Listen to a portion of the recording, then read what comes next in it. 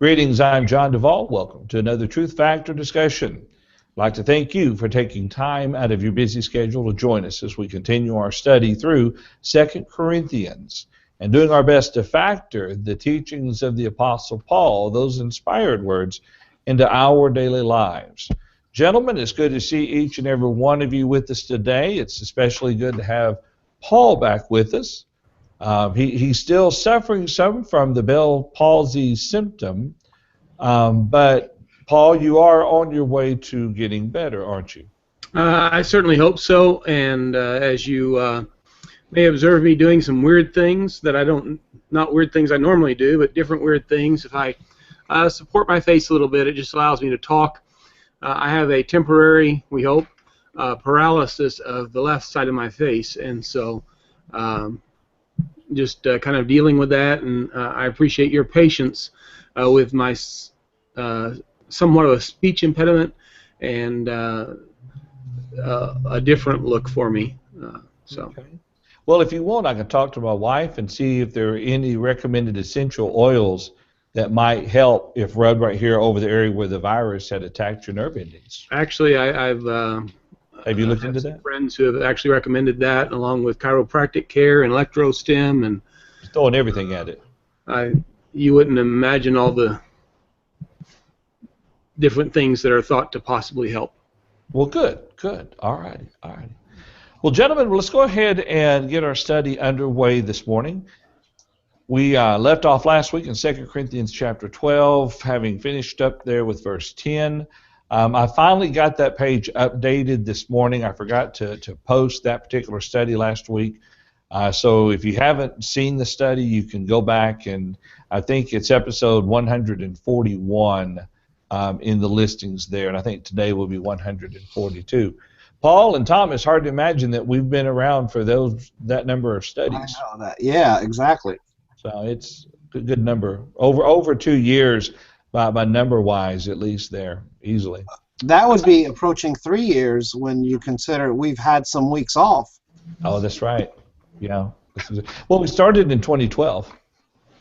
Well, then that's we're approaching 4 years then. Yeah, I think it's the fall of 2012 we got started. And then let's see, who did we've lost a couple that had started with us, but I think Eric, we brought him on, and then somewhere around the ballpark, Wayne, and then Mike and Brian. So, yeah.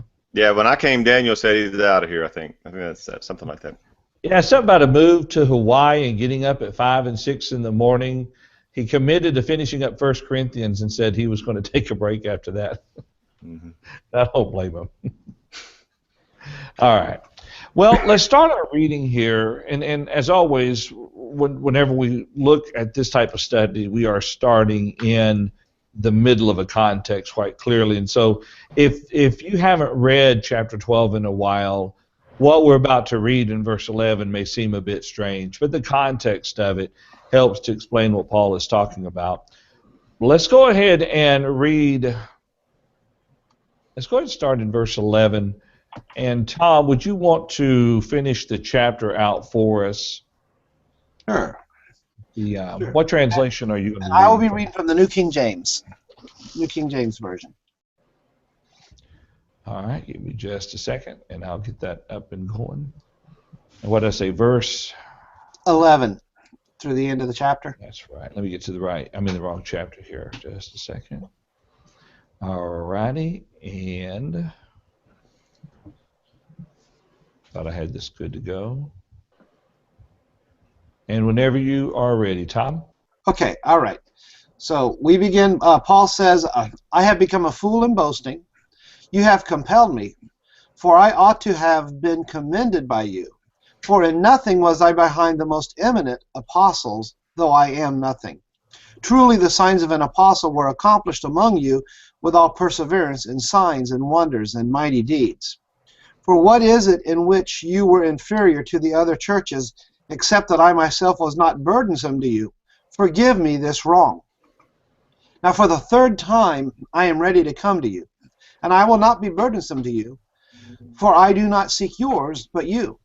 For the children ought not to lay it for the parents, but the parents for the children. and I will very gladly spend and be spent for your souls, though the more abundantly I love you, the less I am loved. But be that as it may, I did not burden you. Nevertheless, being crafty, I caught you by cunning. Did I take advantage of you by any of those who I sent to you? I urged Titus and sent our brother with him. Did Titus take advantage of you? Did we not walk in the same spirit? Did we not walk in the same steps? Again, do you think that we excuse ourselves to you? We speak before God in Christ, but we do all things, beloved, for your edification. For I fear lest, when I come, I shall not find you such as I wish, and that I should be found by you such as you do not wish, lest there be contentions, jealousies, outbursts of wrath, selfish ambitions, backbitings, whisperings, conceits, tumults, lest when I come again, my God will humble me among you, and I shall mourn for you, who have sinned before and have not repented of the uncleanness, fornication, and lewdness which they have practiced. All right, thank you, Tom. All right, let's back up now to verse 11. And let me get my Bible there. All right, so as we mentioned a while ago, you really need to read all of the context of chapter 12, maybe even chapter 11.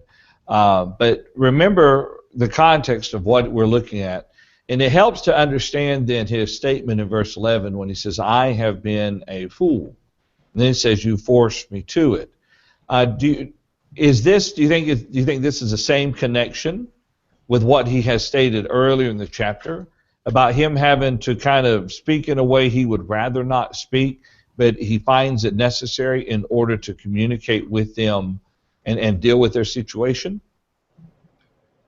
Absolutely. What I say, as we've noted all along in these chapters, we find sarcasm, as well as other literary devices that Paul is using and so on. And I mean, he would rather just be straightforward and just tell them, this is what God's word says, this is what you need to do, and so on and so forth. But he's having to engage in a personal defense.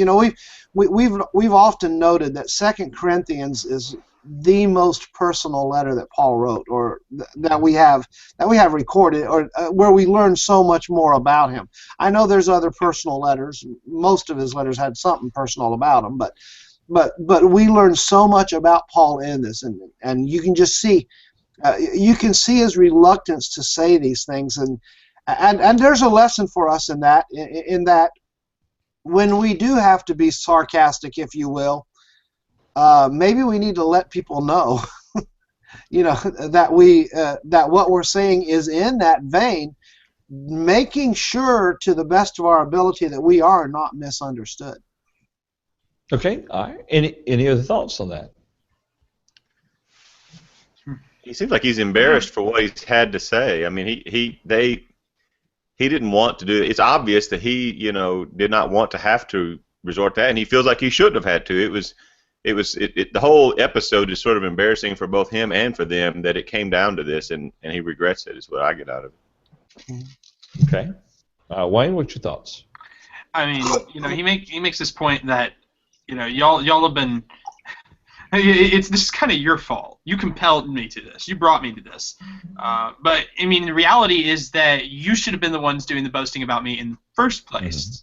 Mm-hmm. Because, I mean, exactly how was I inferior to the most eminent apostles, the super apostles? He said there were signs, there were wonders, there were miracles. Also, there was suffering, which should count as a sign of a true apostle, and yet, for whatever reason, they seem to have used that against him. Would this be the same foolishness as chapter 11, verse 1? I wish you would bear with me in a little foolishness. Well, yeah, I mean, yeah, pretty much. The chapter division betrays us a little bit, because everything from chapter 11 down to here is a single speech. In fact, when I taught 2 Corinthians, I treated it as a single unit of text. Mm-hmm. Everything from chapter 11, verse 1, all the way down to 12:13 is basically just this long discourse about, well, the fool's speech, some people call it, the boasting of a fool. This big speech about how, look at all these foolish things I did. This is what I have to brag about. Why are you making me brag about this? Well, and then in verse 16, I repeat, let no one think me foolish, but even if you do, accept me as a fool, so that I too may boast a little. Yeah, it's true. It does. I mean, even verse 13 may not necessarily be the stopping point, but, But yeah. you know, verse 14 kind of starts to wrap it up by pointing, you know, I'm coming to you again. You better straighten everything out. Don't make me keep this up. Yeah, and all these accusations about my character because I didn't come exactly when you thought I was going to come. You know. It's interesting, and I guess I hadn't really thought much about this until studying through 2 Corinthians. When you consider all the other epistles that we have record of, such as Romans, even 1st and 2nd Thessalonians, there seems to be a much stronger emotional aspect to this particular letter. Like what he has had invested in them has been challenged and on the verge of being lost, and he really feels emotionally about it. It's interesting reading kind of the difference between, at least the way he addresses the brethren in these two letters compared to some of the other letters, if that makes sense, All right, any other thoughts? I was just going to say, it's the real touching words to me is where he says, the more abundantly I loved you, the less I am loved, and what a heart-wrenching statement that must be. But I noticed that throughout the New Testament, not just with Paul, but John points it out with his rejection by Diotrephes, is that the apostles suffered a lot of personal disrespect, especially as the apostasy progressed, that their personal recognition that they should have been honored for their teaching, the fact that they were the ones that were spreading this gospel, ultimately it was being taken away from them by this progressive movement that was the predicted apostasy, and I find just how personal they must have taken that, as any of us would, to take it so personally, to be hurt by this very unloving rejection. Yeah. John, may I ask a question? Sure. I'll preface it by saying that I believe all of us have to some degree been in this position, but my question is, does this give us license to voice our discouragement about brethren mistreating the truth? Not necessarily us as the spokesman, but mistreating the truth, and be very vocal about that. Granted, we've all been kicked in the slats, as we say around here, from time to time, and I don't think Paul in this dialogue is bragging about the persecution that he's been under. I think, as we've discussed often, that this is putting them in their place because of their perpetuation toward false doctrine, false teachers, and he's showing them they can't give you, they haven't given you, won't give you what I've given you in truth, and look how you've treated the truth. I'm wondering, though, and it is a question, is this a license for us to kind of air our feelings from time to time to let the brethren know that it hurts to be rejected? I've always taken Paul as authority to use sarcasm at people, but I mean, it's definitely. I mean, he's telling him the situation, pretty much. I mean, directly in terms of I mean, he doesn't go and write the Galatians about how horrible the Corinthians are being to him. He writes to the Corinthians and basically drops the hammer on them. Yeah, he's directing it, all right. Yeah. I don't want our audience, and I don't think we would agree either, that I don't want people to think that this gives us license to hang out dirty laundry.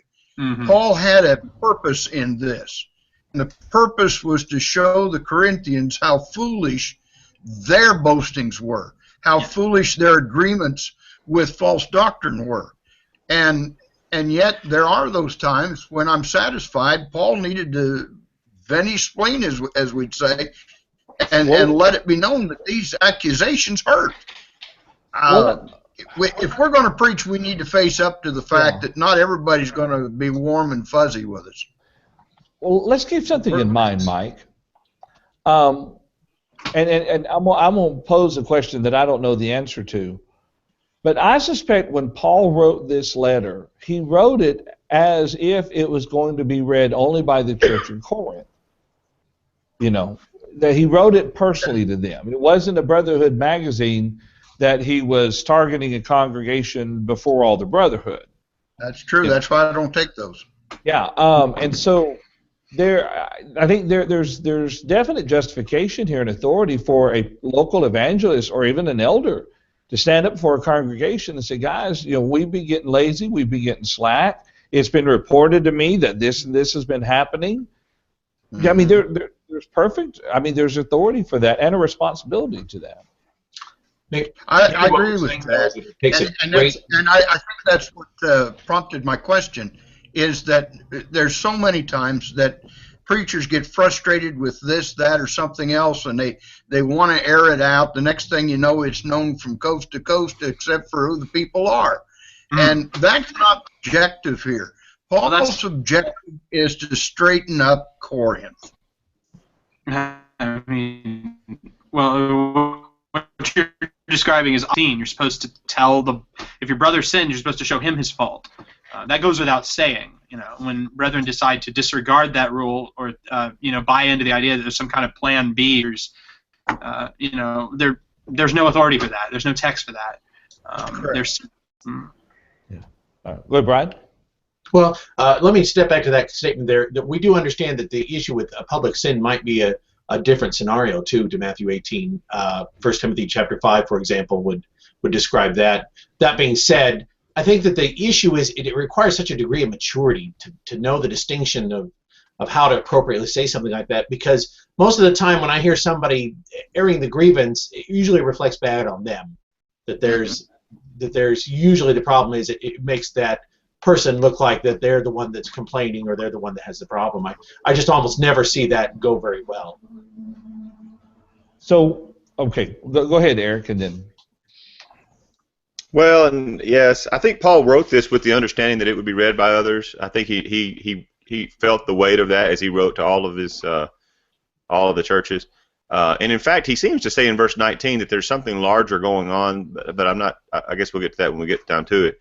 But at the same time, it was directed to them, and so it wasn't one of these things like we say where somebody does an open letter or something where it's I'm going to make sure I broadcast this as widely as possible and avoid the direct confrontation. He was taking the direct confrontation, and a result of that is that it is going to be found out. And I agree that it would take a lot of wisdom and judgment to know how to handle a similar circumstance, and I would probably err on the side of not being public. If you weren't sure what to do, I would default to keeping it under wraps as much as possible. You know, I did hear somebody say, by the way, just recently, like yesterday, you know, there was a what's his name that wrote On the Anvil, Max Lucado.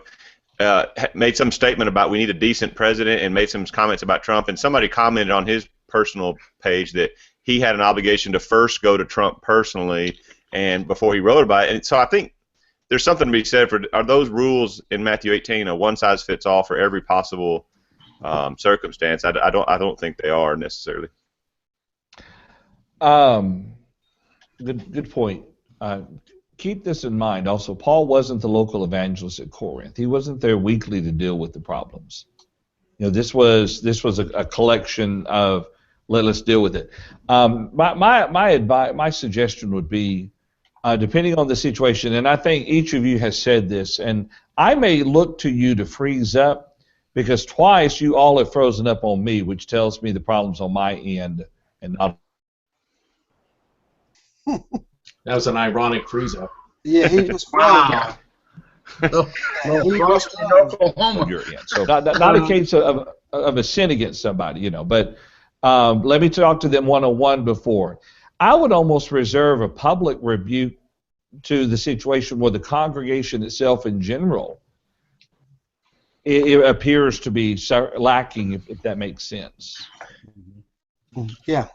Well, part of my reason for asking this, there's a lot of people that want to factor every scripture into their lives as though this refers to the church as a totality. And I think we need to point out that with Paul here at Corinth, it was so frustrating to him that the false teachers were gaining an advantage and the brethren allowing it. He just simply had to put that straight. And so I look at verse 11, where we started, as a very pointed, very poignant verse here. I'm not the least of the apostles. I'm not the greatest, but I'm not the least of them. I've just labored more abundantly than they all. I've put all kinds of effort into teaching you the truth.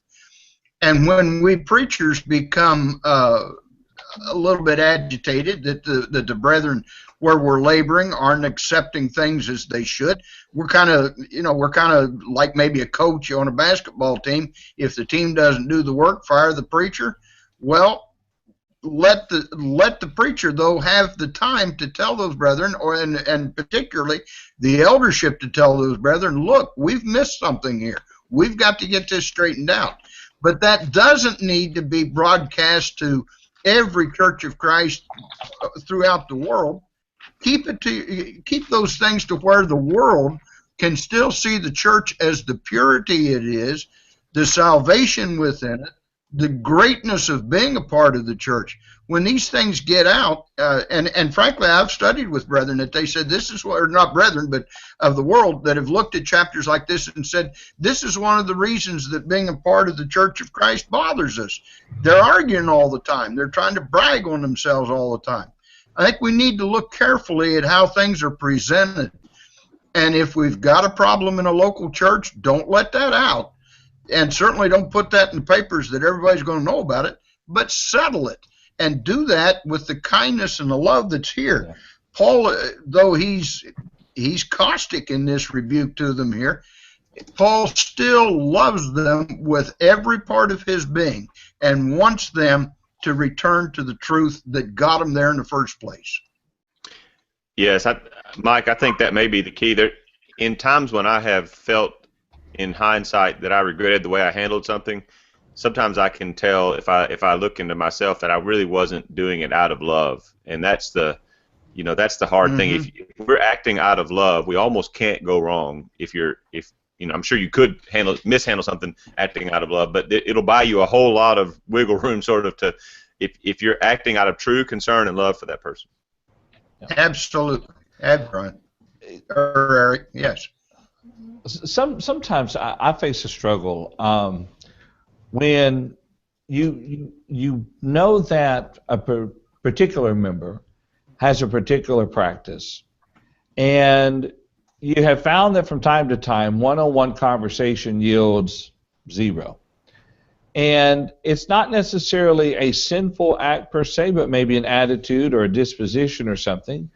And I find myself wanting to preach on that, in a very strong way. And most of the time, if I let myself do that, they may not be there that Sunday, or if they are, there appears to be no acknowledgement of it. But some completely unknown member of the congregation, meaning unknown is that I didn't even think about them, they'll come up and say, "You were preaching right at me this morning, weren't you?" I said, "Well, no, I was targeting someone else, but okay then." Yeah, or thanks, I needed that. Yeah. And so I've learned, it's, although the temptation is there, but really though, if one member needs it, don't we all need it? Isn't that sometimes the very source of our sermons? We preach to ourselves first before we preach to others. Right. Well, as we've all learned, if it doesn't affect us first, then how can we expect it to affect the brethren we're trying to teach? Yeah. It's the same truth for all of us. Yeah. I was going to say, over the course of the past 2 or 3 years, though, I've been emphasizing attitudes a whole lot, because I believe that attitudes are at the foundation of action. Right. I mean, you get your attitude right, the actions aren't going to be a whole lot of an issue. Right. That's right. So I mean, and attitudes apply to all of us. That's the thing about that. What is Paul's point to using the term super apostles or eminent? The term eminent in reference to the other apostles. Oh, I feel like we talked about that in an earlier study. Like I don't know how many weeks ago, but because he uses that phrase before, doesn't he? Right. You know, Yeah. it's I mean, you know, what we see in, for instance, 11, in chapter 11, Paul makes a reference to the false apostles, in some place the super apostles.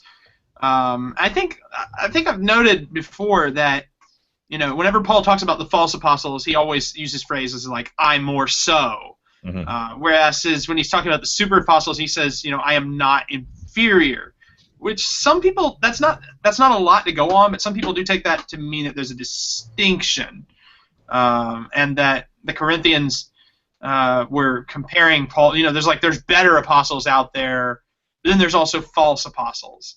But I mean, I don't know. What I think about that changes depending on what day it is. So Yeah. Well, Yeah. But Yeah, I was going to say, when I see that, I kind of view it as if they are perceived as more eminent. They're not more eminent, but you know, you go back to 1 Corinthians chapter 1. I am of Paul, I am of Apollos, yada yada yada. I mean, right from the very beginning, you know, different individuals were viewing a particular person over others and so on, and it was causing dissensions. And so I think Paul is emphasizing here, by not being behind any of the most eminent, there was no apostle over any other apostle, contrary to what Catholicism teaches. You know, Peter was not the first eminent apostle. His eminence, you know, as the saying goes. So I see this maybe as a part of his still using literary devices, you know, and making that observation. Well, let me ask you this, Tom. Kind of what it sounds like what you're saying, and I look at it the same way, is that Paul, for a long time in this book now, has been defending himself against what others have said about him. Absolutely. And if others have been challenging his apostleship and maybe saying, you know, you do better to listen to Peter, you do better to listen to John. I mean, they were there with Jesus when Paul was not. Then within that context, for I was not at all inferior to these super apostles, not saying there were super apostles or eminent, but that to try to let the brethren know that, you know, this is who you're comparing me to. He says, even, you know, I'm not inferior to those guys. Right. Yeah. Exactly. You know, even amongst a group of equals, if you have some type of a circumstance where you have equals, namely eldership, you know, if we're talking about a church, there is no eldership. There is no elder that is above any other elders. But it is not uncommon within a congregation, nor is it wrong for one elder to be more, just because of his character. You know, he stands, I don't know if you know, he stands out. Personalities. Yeah, exactly. Yeah, his personality is such that he's more outgoing than the others. That doesn't make him greater. Of course, that's what led to the Catholicism in the first. You know, that was step number one, as far as the apostasy of the church was. And it wasn't even an error in the eldership. But I think it's just, you know, the character of one elder, it just stood out a little more. He was the more outspoken.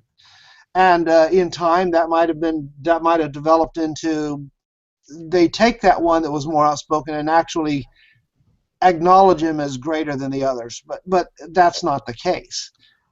Any other thoughts on this before we kind of continue with? Isn't that very much like maybe even things we deal with today? That when you consider, I don't know if you ever had the experience to have taught something that someone disagrees with, and they say, well, I talked with brother, and you fill in the blank, and that he thinks that you're off on that. Yeah. And so I would be likely to, Paul says, I'm not behind the most eminent apostles. I think I would say, so what? Yes. But you know, am I right or am I wrong? Not what does some eminent brother, and there are eminent preachers, some who are well known and well respected, whereas some of us just kind of and aren't in that kind of a right. highly respected And I would venture to say that some of those, what we would describe as more eminent preachers, let it go to their head, while others despise the idea of them even being thought of as eminent. Yes. They're humbled and they're frustrated that people do elevate them more than they ought to. So, and again, and that comes back to, shall we say, the attitude. I think Jeremy Kinney, probably because of the delay, just voiced what I said, and we might want to bring that in the chat at some point. Nice. Let's go ahead and do that, and it'll keep me from making a comment that my wife reminds me regularly that I'm not imminent. I might be imminent by passing or something, but not. Let's see. Let's bring in Jeremy's comment there. Paul, you want to take a gander at that? I can. Just before that, by the way, Eric pointed out in Galatians 2:9 that James, Cephas, and John, Paul referred that they seem to be pillars. Super apostles. Yeah. They only seem that way, though. I never heard the term super apostles until I looked at the ESV, by the way. Was this was James, Jesus' brother, though, right? In Galatians 2:9? Presumably. Yeah, so he wasn't even an apostle. That's interesting. Yeah. And so Jeremy says, James is called an apostle at least once. James, Jesus' brother, is? Yeah. I'm trying to remember where, but I know he's called an apostle at least once. Sorry, Paul. We'll have you to read it here in just a second. While William's looking for that, go ahead, Paul. Is there not a similar perception today? One preacher is preferred over another? I could provide an anecdote about filling in for Mike years ago, but it would take too long to type. The largest crowd I have spoken in front of was because the folks were expecting Mike Davis. Please know that I am not speaking poorly of Mike. I love him dearly. I'm simply using that as an example. So today there is a perception that one is greater than the others, even though they all speak the truth. And Jeremy, I appreciate your comment. We are on a bit of a delay, and as that, I wasn't stealing your idea or you stealing mine. It's just that we shared that same kind of thinking, that making a modern day application, not that we're apostles, but that sometimes respect of a certain man who may be speaking the word of God can be a problem. Having too much respect for a man over the truth. Yeah. I mean, there are some large congregations that if they're going to have a lectureship or whatever, you could probably name on one hand the 1 in 5 men they're going to have every year, you know, and it's not some, you know, not somebody down in South Alabama nobody knows about. It's going to be a well-respected, well-known, you know, vetted, you might say, individual. You know, and if someone brings up, hey, my brother-in-law preaches and has been doing so for 30 years, well, we don't know him. We're not going to bring him here. We're going, you know, there's that. Yeah. You know. So you're talking about one of us 7, John? Yeah, and right or wrong, how is it that those names become a bigger draw? Sometimes it's their ability. Sometimes it's their knowledge, their personality. Well, yeah. Facts. I mean. Yeah. But my point is if you have that lectureship and they're a bunch of quote unquote no names, people may not attend because they don't recognize the name. In other words, we have brethren that are putting preachers on pedestals over the word. But see, here's the problem with that, Tom, and I understand what you're saying. Are you holding a lectureship for the benefit of Christians you want to drive in from 3 states over, or are you holding a lectureship for the benefit of the local community? Yeah, exactly. The local community won't know any of the guys brought in for the meeting. Exactly. So it depends. Yeah, who you trying to get brethren to drive 10 hours to come to your lectureship? If so, then you have these guys to come in, you know. Yeah, it depends on your purpose. Now we need to stop because it sounds like we're ranting because we're not the well-known preachers we're talking about. Well, when we get the Truth Factor lectureship going. Yeah, we're grinding our axes unnecessarily. Yeah, you know, I'll tell you my story. There was a friend of mine was visiting with a fairly well-known preacher who had actually been in the same work I had for a brief time, and he said, "Oh, you know Brian Haynes who followed after you," and he said, "No, I'd never heard of him." It just broke my heart when he said that. Just devastating. Okay, I made a remark earlier. I made a remark earlier. I found it. Galatians 1 verse 19. It seems to imply that James, the Lord's brother, was an apostle. You know, I was thinking of that one as being a possibility, all right, but you know, I did not see any other of the apostles except James, the Lord's brother. Yeah. But I mean, then there's also Barnabas is called an apostle in Acts 14. Apollos, implicitly, you could argue he's called an apostle in 1 Corinthians 4. Silas. When Paul writes in 1 Thessalonians 2, he talks about we as apostles, but it's Silas and Timothy who are his co-authors. And also Andronicus and Junia in Romans 16:7, which includes Junia. She probably was a woman, but so you know, there's seems to be quite a few of those things. And Jesus is called an apostle in Hebrews 3. But in this case, in 2 Corinthians chapter 12, I think, do we agree though that the apostles he's referring to are specifically the other 11, or the other 12? That's a possibility, but I don't know if it's. I don't know if we could say for certain. Say, that I performed the signs of an apostle, right? Yeah. Right. So I could be using this passage wrong, but I've always used that passage as symbolic of. Then I go back to Acts chapter 8 and going to Samaria and the need for the apostle to come, and then you end up taking that over to 1 Corinthians 13 and say why there's no longer miraculous works. If we're really not talking about those kinds of apostles, I may have been using this passage wrong. What does everybody else think about verse 12? Is that the signs of an apostle, their ability to pass on miraculous gifts, or? I have no idea. I don't know. I mean, I just take it to be miracles and in connection with that persecutions. So. I personally look at it as Paul is just simply making the statement here that when he was with them in Corinth, he did the various signs that confirmed his authority and his apostleship. Mm-hmm. And not so much saying these are the signs of apostles per se, but this is what they saw of him, and therefore they should have had confidence in him and his authority. Mm-hmm. And then verse 13, for in what were you less favored than the rest of the churches, except that I myself did not burden you? I mean, Paul didn't even treat them less. Kind of the way they treated him, he's not treated them this way. The only thing he didn't do special for them was take money from them. Yeah. I mean, please forgive me because I didn't. Yeah. Yeah, I think that's my favorite thing he says in the whole letter is, "Oh, I'm such a terrible person. I didn't take your money. I'm so sorry." I'll try not to do that next time. Brian, that's the way I look at verse 12. Just a very simple statement like that. Mm-hmm. Well, I might need to be careful how I use that in the future. Then that's some interesting thoughts. I mean, honestly, I hadn't even thought of it the way you just described before either, though. So that's new to me. I've always taken verse 12 just kind of when he talks about the signs of an apostle, just kind of as a summary of everything he said up to this point, trying to prove his apostleship. Yeah.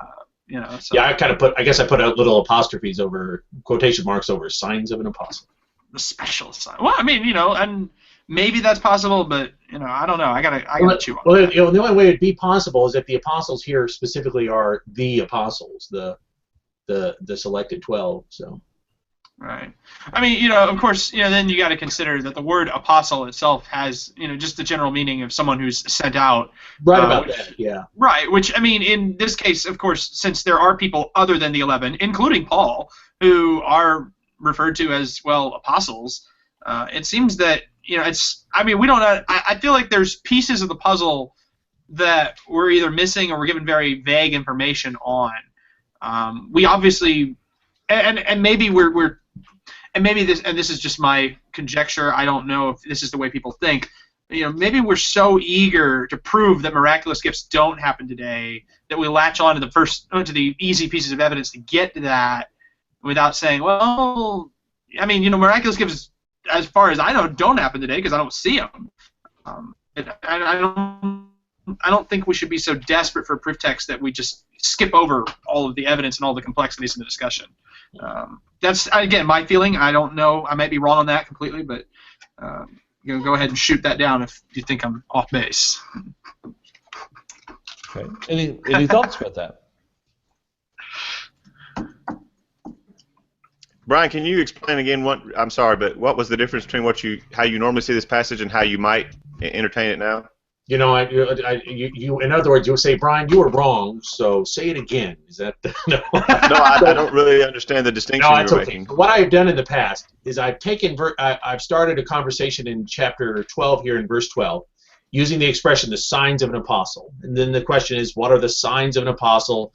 Specifically referring to one of those specifically chosen by Jesus. I take it over to Acts chapter 8, and I use the conversation there of them going to Samaria, but requiring an apostle to actually come for laying on of hands, that the passing on of those miraculous gifts is exclusive to the apostles. I use this expression as the statement of that idea, and then Acts chapter 8 as the example of that idea. And then, of course, I take the conversation over to somewhere like 1 Corinthians 13 or elsewhere to say, why is it that those gifts are no longer passed on? Because it was unique to the apostles. And I bring it back here and say this was the sign of an apostle, so that without the apostles, we lack the ability to pass on those gifts. And why now are you not sure about that? What was said? I'm just saying that if we're suggesting that an apostle here could be much more generic, then signs of the apostles itself, and that was kind of what John was saying too. The sign of the apostles would be a more generic expression than I was using it as. Yeah. In other words, Paul was basically saying, you know, I was there with you. You saw the signs that I did. You know my apostleship. You know. Yeah, and I was going to say, looking at it as more than I would say the chosen 12 or something like that. You know, like Wayne said, you've got the names of the apostles, and were there for a certain period of time maybe more apostles? You know, that like Wayne said, you know, we don't. If there was, we don't have a lot of information on it. It's very vague, other than the mention of apostles. Of course, that's what has led to the apostolic succession argument. Well, and to that point, I would make the case that in Acts chapter 1, it's very specific that only one of those men was replaced, and that it was his office, meaning it was particular to him. Paul, of course, being the one called out of season, as he describes it. So I usually would make the case then to say that there aren't more than 12 of that, specific type, with Paul the 13th exception, and it would be a nice correspondence to the 12 tribes plus the one extra tribe. Yeah. That we would base it on. And of course, you see that in Revelation 21 elsewhere. Right. Yeah, and you also have the clear qualification there in the latter part of chapter 1. Right. That they had to be witnesses. They had to have been with Jesus basically during his ministry, you know, and witnessed his resurrection. So, kind of a problem with that today.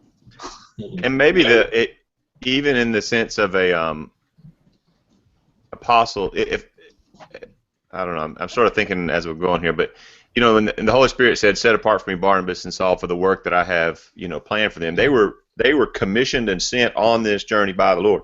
And sometimes people today refer to having a calling, you know, you were called to this or called to that. But to say you're an apostle is to claim to have been sent by God with a message. That's an enormous claim, and Paul backed it up with miracles. If somebody was to make that claim today, they would need some sort of proof. But of course, as we all know, we don't expect any more of them because, you know.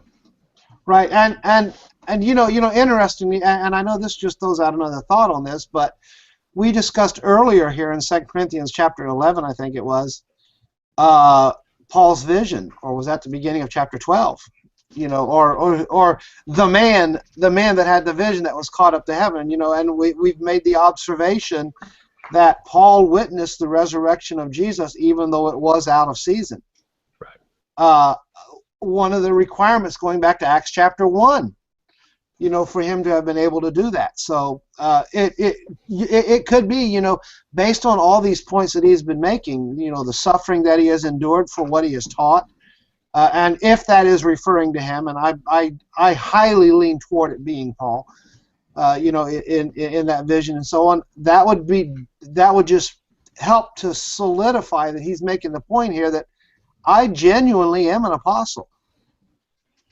And going back to what Eric, you just said, it's kind of interesting whether Paul's calling as an apostle is the statement. You went to Acts chapter 13, right, a second ago, didn't you?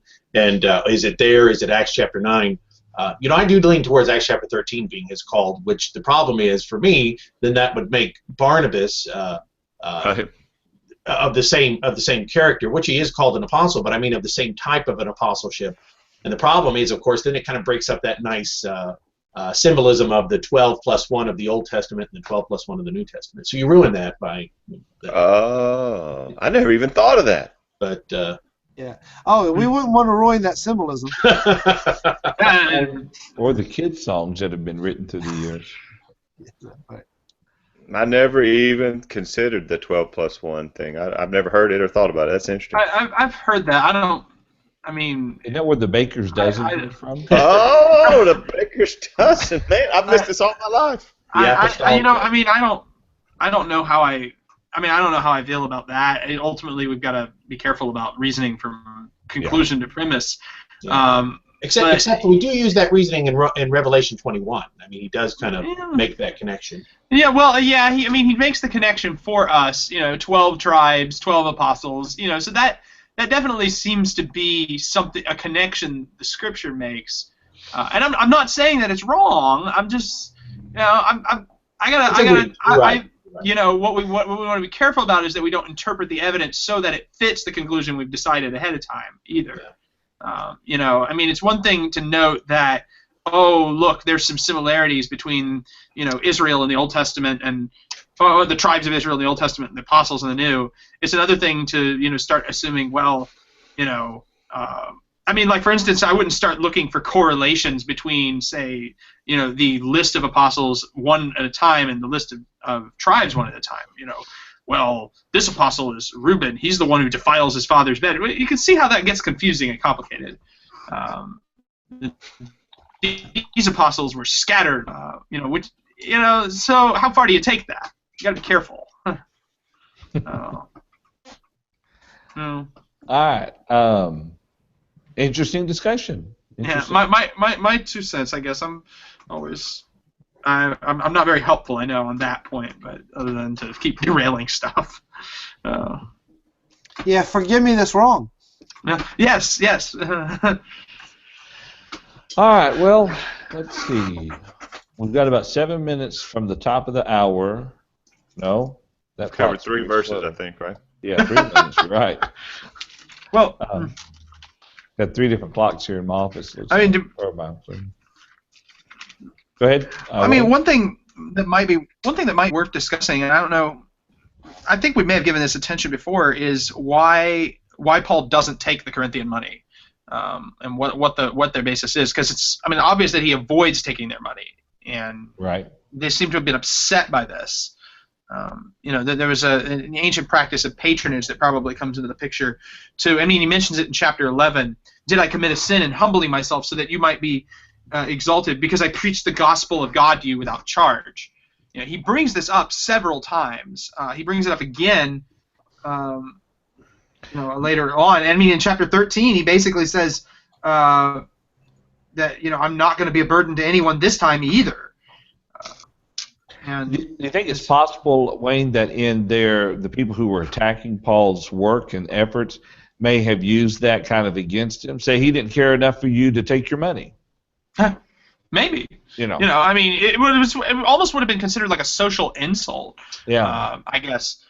Which of course with Paul, if he takes their money, there's probably all these strings attached to it. There's all these rules that they would follow, and so rather than be beholden to them, he gets money from somewhere else. So it's not to hinder the gospel. Yeah. Right. So it's not to hinder the gospel. Well, of course they don't like this. They're insulted. We're wealthy enough to provide patronage, so why isn't he accepting it from us? Maybe he's not a real teacher. Maybe he doesn't like us. Yeah. It's like if that family at church, you keep inviting that one couple at church to go out to lunch with you. and they reject you every single week, after about 6 or 7 rejections, you're going to start to go, maybe they have a problem with me. Right. Paul keeps not taking their money. Maybe that's their confusion there. Yeah, and you could also look at that as being the two-sided, we've got him no matter what happens. Because if he does take the money, he's only in it for the money.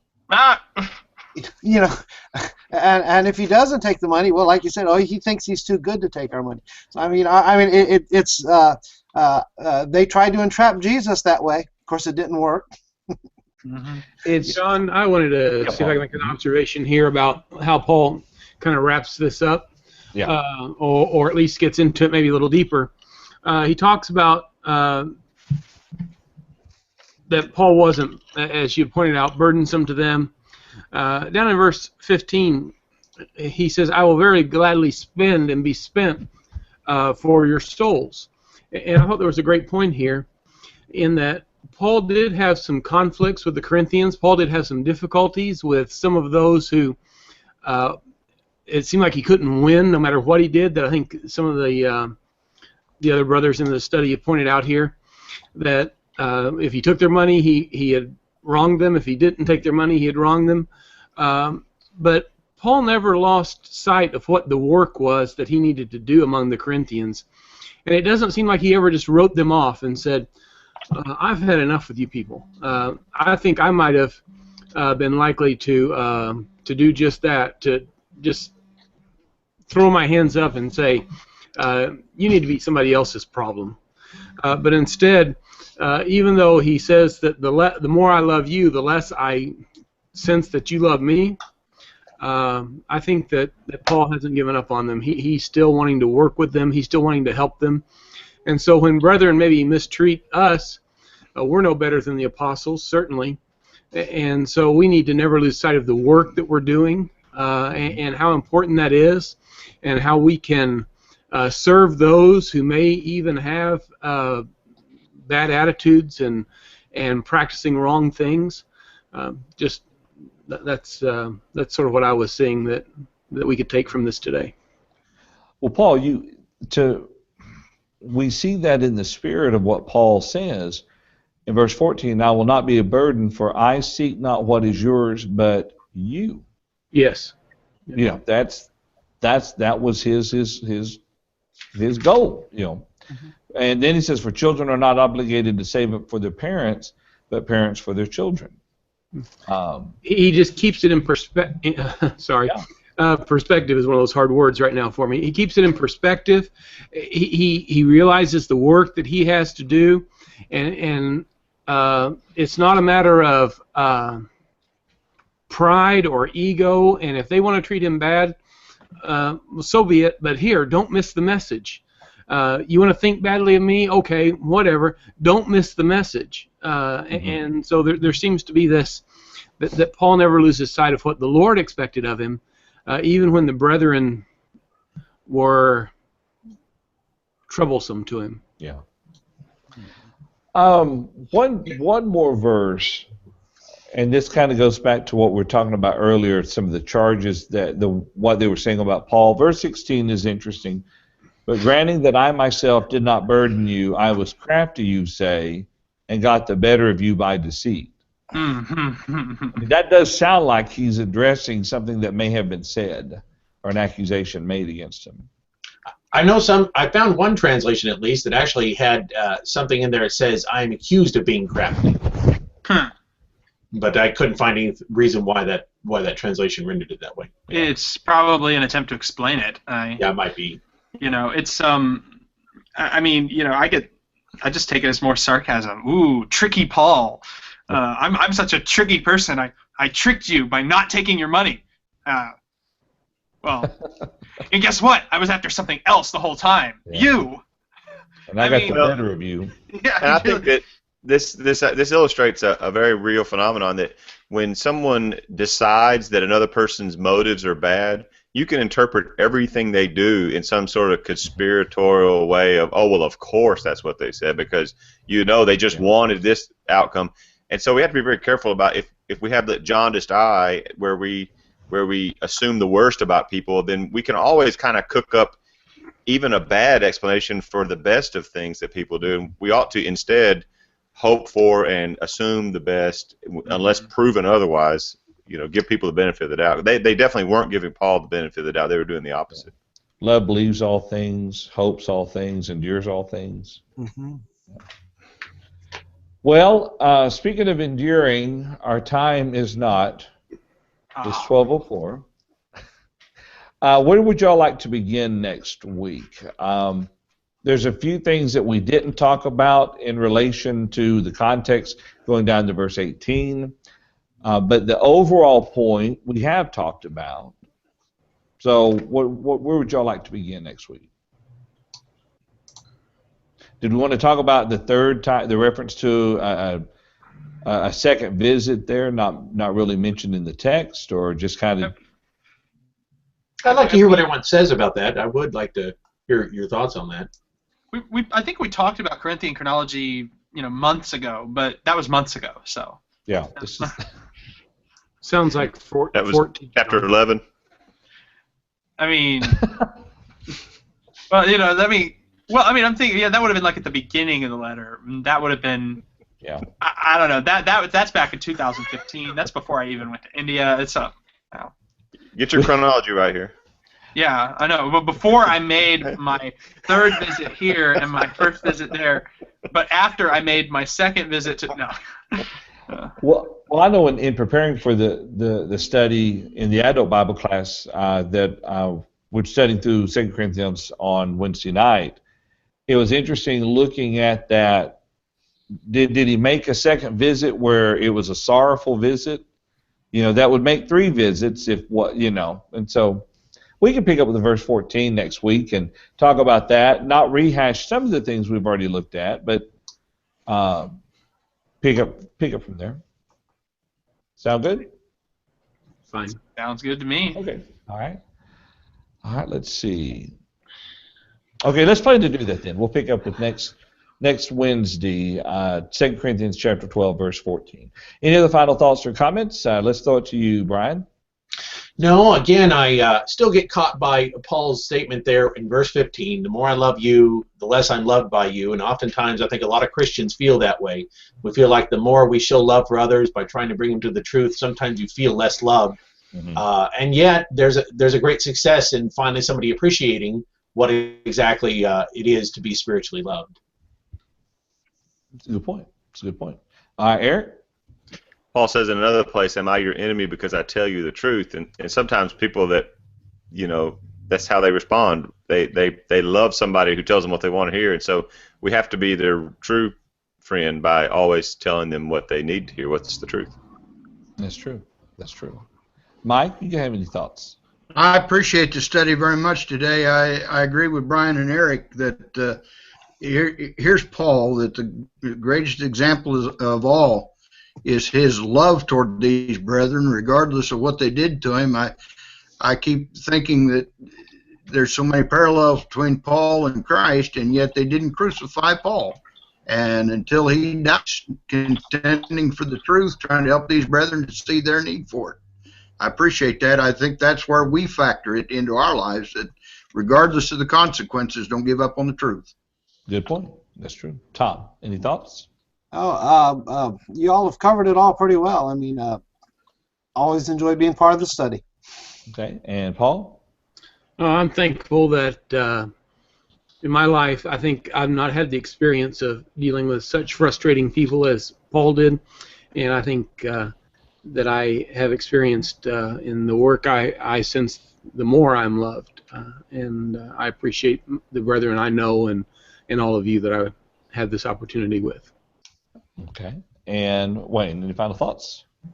Well, I enjoyed the study. Y'all make me feel super. I've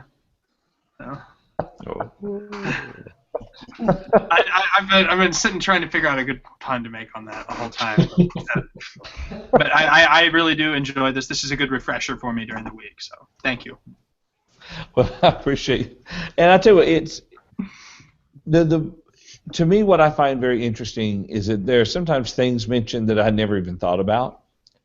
Oftentimes you go through the study that yourself, time and time again, and someone says, hey, here's a point here, you think, well, that's a good point. I can't believe I missed that 15 times, or whatever.